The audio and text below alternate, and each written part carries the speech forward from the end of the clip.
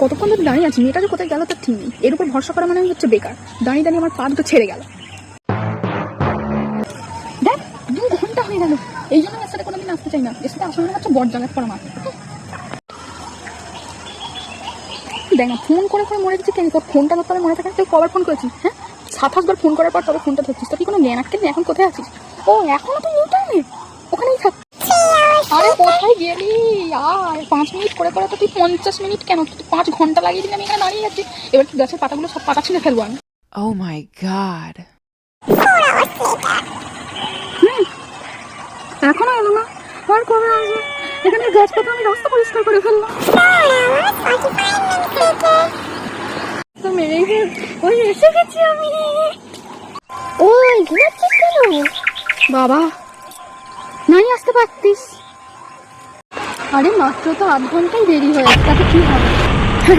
তোর কাছে যেটা 8 ঘন্টা ওটাই তো আমার কাছে 5 ঘন্টা। তোর 8 ঘন্টার জীবনে শেষ হবে না।